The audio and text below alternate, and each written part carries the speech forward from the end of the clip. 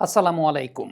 এই মুহূর্তে আপনি যদি ঢাকা প্রিমিয়ার ডিভিশন ক্রিকেট লিগের শীর্ষ ৩ উইকেট সংগ্রহকারী বোলারদের তালিকাতে একটু লক্ষ্য করে দেখেন, তাহলে আপনি অনেকাংশে চমকে যাবেন।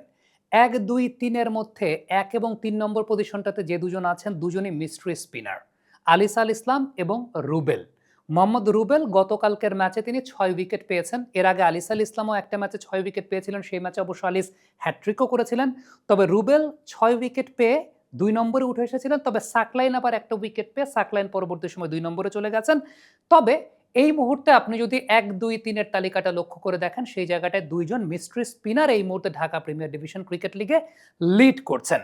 যারা অনফিল্ড নিয়মিতভাবে দেখেন গত ৩-৪ বছর ধরে, তারা খুব ভালো মতো জানেন যে আমাদের অন্যতম কয়েকটা যুদ্ধের মধ্যে একটা বড় যুদ্ধের জায়গা ছিল দেশের ক্রিকেট ইকোসিস্টেমে মিস্ট্রি স্পিনারদেরকে একটু প্রমোট করা বা মিস্ট্রি স্পিনারদেরকে নিয়ে একটু কথা বলা বা তাদেরকে একটু এগিয়ে দেওয়ার জায়গাটা। কারণ আমাদের দেশের ক্রিকেটিং ইকোসিস্টেমে বাঁহাতি স্পিনারদের উপর ডিপেন্ডেন্সিটা ক্লাব কর্তৃপক্ষগুলোর এতটাই বেশি যে মিস্ট্রি স্পিনাররা সত্যি কথা বলতে ওই সার্কিট পর্যন্তই আসলে আসতে পারে না বা নিয়মিতভাবে তারা ম্যাচ খেলার সুযোগটাও পায় না।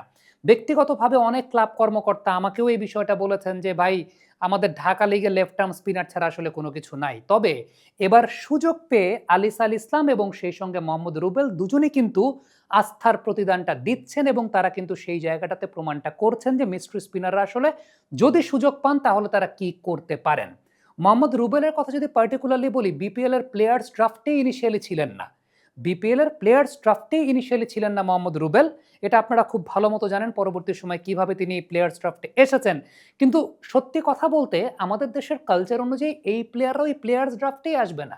এই প্লেয়াররা ১ থেকে ২০ নাম্বার তালিকাতেও আসবে না কোনো একটা টিমের সিলেকশনে। কারণ ওই যে আমাদের দেশে যে সমস্ত উইকেটে খেলা হয়, সেই সমস্ত উইকেটের পার্সপেক্টিভ বিবেচনা করলে গত ২৫ বছরের একটা কমন স্ট্র্যাটেজি হয়ে গেছে লেফট আর্ম স্পিনার নিয়ে ম্যাচ জিততে হবে এবং লেফট আর্ম স্পিনারদেরকেই আসলে খেলাতে হবে। দেখেন, এই মেন্টালিটির জায়গা কিংবা এই কার্যকারিতার জায়গার কারণে মোহামেডান টিমে রিশাদ হোসেন ম্যাচই পাচ্ছেন না। রিশাদ হোসেন মোহামেডান টিমে ম্যাচই পাচ্ছেন না, যে রিশাদ বিগ ব্যাশ মাতিয়ে এসেছেন। এখন এটাই কিন্তু আসলে আমাদের দেশের ক্রিকেটের বাস্তবতার জায়গাটা। একদিকে হ্যাঁ, ডেফিনেটলি আমাদের যে সমস্ত উইকেটে খেলা হয় লেফট আর্ম স্পিনাররা কার্যকরী থাকেন। লেফট আর্ম স্পিনারদের কার্যকারিতাটা বেশি থাকে। দ্বিতীয়ত আরেকটা বিষয়, সেটা হচ্ছে আমাদের ক্লাব পর্যায়ে যারা আসলে কর্তৃপক্ষ থাকেন তারা আসলে বিশ্ব ক্রিকেট নিয়ে খুব বেশি অ্যানালাইসিসের জায়গাটাও করেন না, কিংবা ক্রিকেট কোচিং ফিলোসফির জায়গাটা থেকে বা কোচিং ম্যানুয়ালের জায়গাটা থেকে সত্যি কথা বলতে ওই মিস্ট্রি স্পিনারদের কাজটা কি, তারা কোন টাইপের উইকেটে কি করতে পারেন, তারা সারপ্রাইজিং এলিমেন্ট কিভাবে দিতে পারেন, এই ব্যাপারটা নিয়েও আসলে খুব বেশি তারা চিন্তা করতে পারেন না বা করেন না। আমি একটা ডেফিনেটলি আমার একটা বড় রিকোয়েস্টের জায়গা থাকবে, সেটা হচ্ছে আলিস তো ডেফিনেটলি আমরা জানি যে জিম্বাবুয়ে এ টিমের সঙ্গে বাংলাদেশ এ টিমে তিনি খেলতে যাবেন, সেটা ওয়ানডে ম্যাচেও তাকে ডাকা হবে।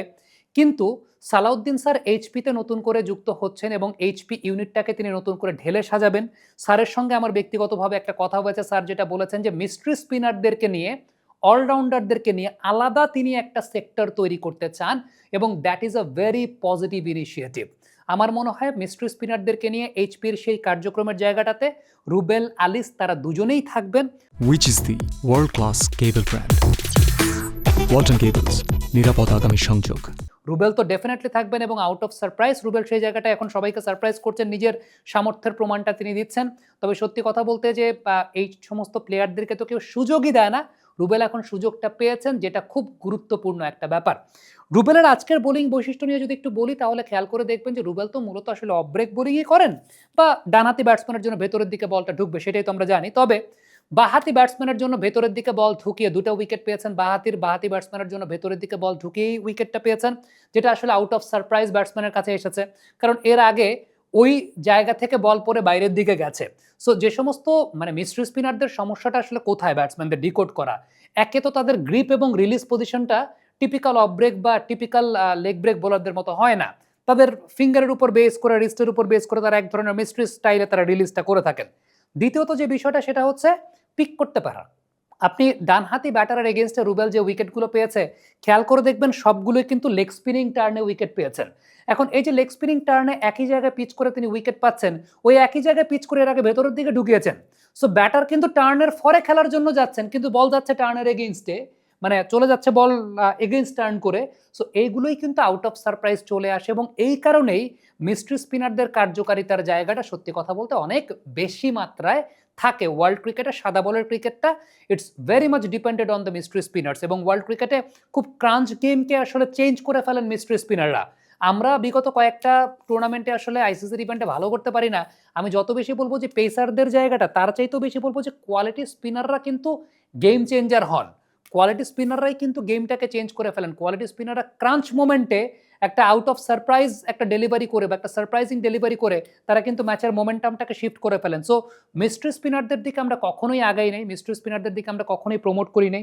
ন্যাশনাল টিম তো অনেক পরের কথা। আমাদের ডোমেস্টিক লেভেলে বিশেষ করে ঢাকা প্রিমিয়ার ডিভিশন ক্রিকেট লিগে মিস্ট্রি স্পিনারদেরকে কখনোই প্রমোট করা হয় না।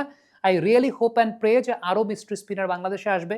আমি এরই মধ্যে আপনাদেরকে একজন মিস্ট্রি স্পিনারের কথা বলেছিলাম, এই ভিডিওতে আর প্রলং করবো না, তাকে নিয়ে খুব বেশি কথা বলবো না। নাবিদ ফায়াজ অনেক, যিনি এখন কর্পোরেট ক্রিকেট খেলছেন, বাট আই রিয়েলি হোপ যে তিনিও একটা সময় হয়তোবা ওই সার্কিটটাতে আসবেন, বা তিনি হয়তোবা ফ্রাস্ট্রেটেড হয়ে টপ সার্কিটের ক্রিকেট খেলা বা প্রফেশনাল ক্রিকেট খেলা ছেড়েই দিয়েছেন। এই ভিডিওতে খুব বেশি প্রলং করবো না, তাকে নিয়ে খুব বেশি কথা বলবো না, তাকে নিয়ে আলাদা আরেকটা ভিডিও করবো বলে প্রত্যাশা করি। সবসময় অনফিল্ড এই বিষয়টা চেষ্টা করে এসেছে মিস্ট্রি স্পিনারদেরকে আপনাদের সাথে পরিচয় করিয়ে দেওয়ার, সেটা অবশ্যই অব্যাহত থাকবে।